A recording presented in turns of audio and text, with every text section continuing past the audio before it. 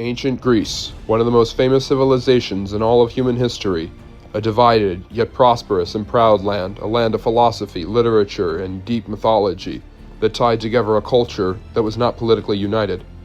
A land of great diversity and diverse city-states, kingdoms, and societies that ruled over significant portions of the modern-day country that would later be united into one empire under Alexander the Great.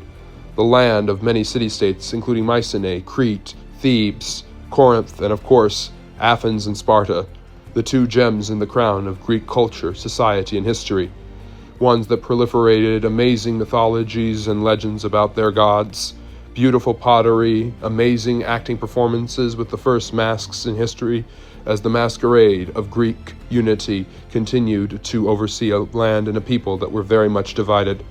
Their beautiful amphitheaters and incredible temples adorn many of their beautiful cities that were often opposed to each other and fighting all at once. The two most prominent of the city-states emerge in history and continue to inspire and astound us: Sparta and Athens.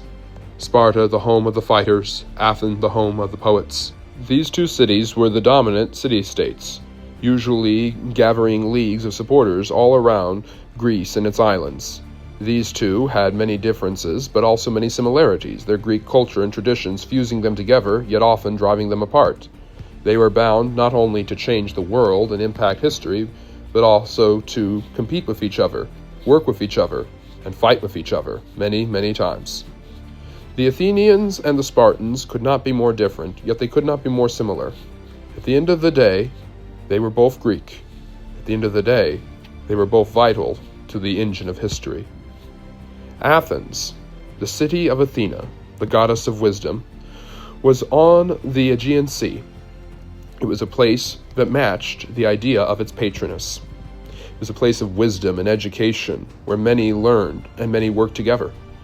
One of the first democracies in all of history was started in the city of the goddess of wisdom, where men were able to vote on make certain political decisions, especially if they owned land and were citizens. Slaves, young men, were not allowed to vote, and neither were women. Athens was also the home of some of the most important philosophy in all of human history. Socrates had been forced to take his own life there. His student Plato had gotten his revenge by creating the Academy and writing the Republic about Athens, and Aristotle had differed with Plato, yet still depended upon him. And so, it had become the hub of philosophers, the Sophists, the Epicureans, and Epictetus, as well as those great men.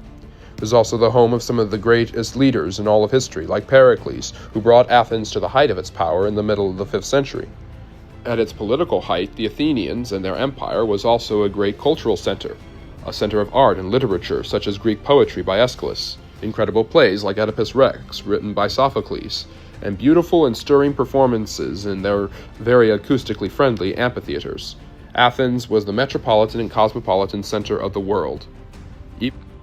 Women, on the other hand, were considered second-class citizens. In fact, they weren't considered citizens at all. They could not vote or own property, and their life was meant to manage the household of their wealthy husbands, who engaged in political and economic activity, while both relied on their slaves to maintain the decor of their local homes.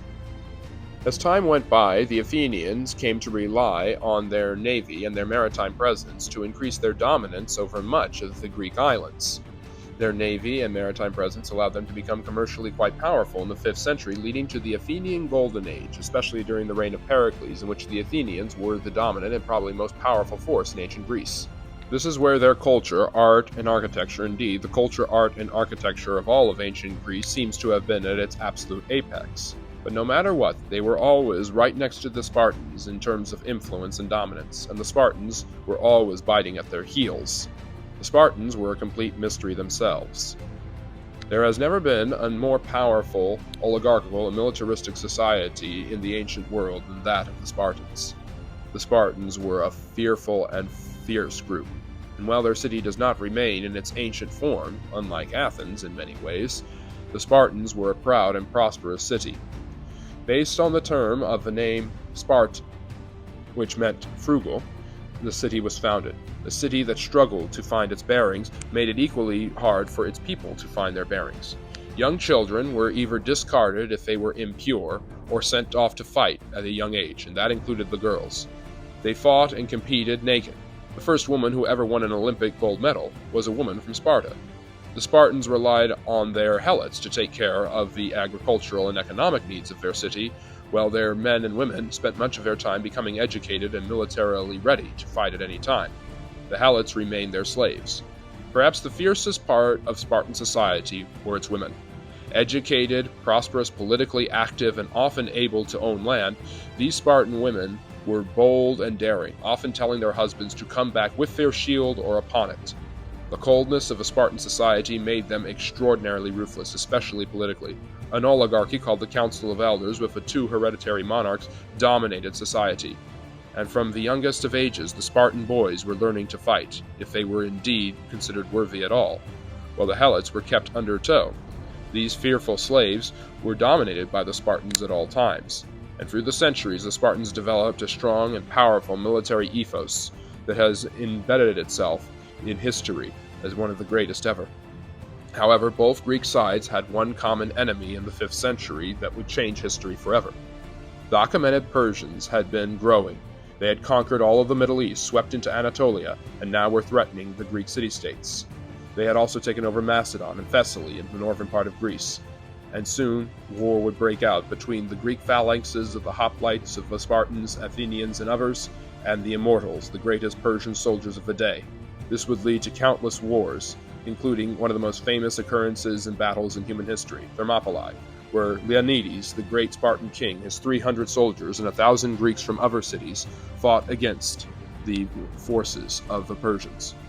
Although they were defeated, they gave hope to the Greeks, and as the Greeks united and fought together, they proved more impressive. And it was the Athenian navy, aforementioned for its growing influence at the beginning of the Athenian Golden Age, which was eventually able to crush the Persians. As time went on, Athens seemed to be gaining the upper hand. Its Golden Age had begun, and Greece was left more and more alone from the Persians as the 5th century went on. Pericles was a powerful and wise leader, and the envy of most, especially the Spartans. By the end of Pericles' long rule, 32 years over Athens, the democracy had diminished, yet its wealth and power was higher than ever. The Athenian Empire came to dominate most of the Greek isles in the northern parts of Greece, such as Thessaly, while their artistic and architectural revolution continued with the construction of the temple to their patroness, Athena. The Parthenon, completed in 442, was Pericles' greatest accomplishment and probably the most famous symbol of the ancient world that was later destroyed in 1687 AD by the Austrians in their war with the Ottomans. Speaking of war, the Spartans, who were gaining power on the Peloponnesus, the isthmus that contains many of the Greek city-states, were growing jealous and envious. In 431, 2 years before Pericles died, they attacked the Athenians and their allies, the Delian League, which included huge amounts of the Greek islands and Thessaly in the north. This led to the most brutal civil war in all of ancient history, the Peloponnesian War, which would last for more than a quarter century and divide the Greeks, who had throughout most of that century worked together to grow and defeat their enemies, the Persians. This war between Sparta and Athens would pitch the militaristic brand of Spartan philosophy and ethic against the dainty, refined, yet equally fierce fighting force of the Athenians. The war would continue for a long time, dividing the Greeks, bringing in Corinth and many other city-states, including all of Athens' island allies. The civil war would include much naval fighting, which one would think would favor the Athenians. But as time went on and the phases of the war passed and more division became rampant, the Peloponnesian War turned towards the Spartans with their work ethic and dominant militaristic attitude. Eventually, by 404, they were victorious. The Athenians were crushed, the Delian League ended, Athens' dominance over the Greek islands came to an end, their navy was basically decimated, and the Athenian Golden Age, as well as the Golden Age of ancient Greece, ended with a Spartan victory. The Greeks resumed their divisiveness. Divided and listless, they would eventually be swallowed up by Philip of Macedon and his son Alexander the Great, who would then go on to conquer most of the ancient world, spreading Greek ideas, many of which came from Sparta and Athens, to the places in which he was successful. This was a way in which Sparta and Athens, despite their division, would be united, yet their ideas would continue to spread throughout the entire world, making sure that their impact on history would last for centuries to come. And that is the story of Sparta and Athens, the two warring and most famous Greek city-states that were sometimes similar and sometimes quite different. I hope you really enjoyed that, and I really enjoyed telling it to you. If you enjoyed it, like and subscribe, leave a comment with some feedback, join us on our live streams, consider the Patreon where I have bonus content including a series on the First Ladies, and my Substack where if you don't like the sound of my voice but you like the way I discuss history, you can read my articles. I have live streams Fridays, Saturdays, and Sundays, and long-form content dropping every Monday and Friday at 8 p.m. Eastern Standard Time, so look forward to the next one on Monday. I hope you have a great weekend, take care, and remember, love history.